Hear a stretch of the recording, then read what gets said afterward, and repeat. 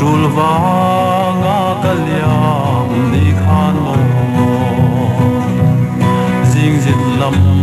thuang a thui nge maten ka don lungreng oi lo sakzel ton lo shui anga sei tur hi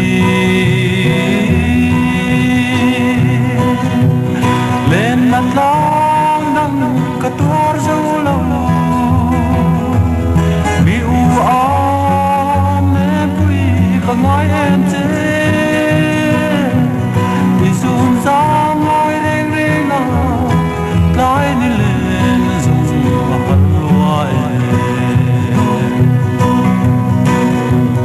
oi mo ka shil tiam lo ka don lung ru lai an li chang di bui de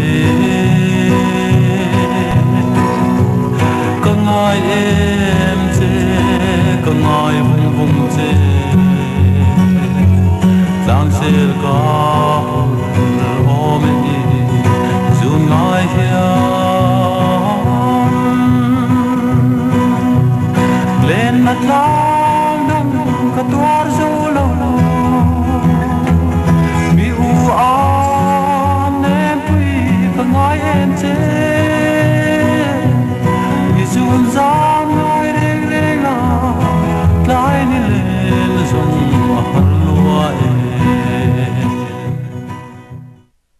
ole chuti zong chu zanin lungle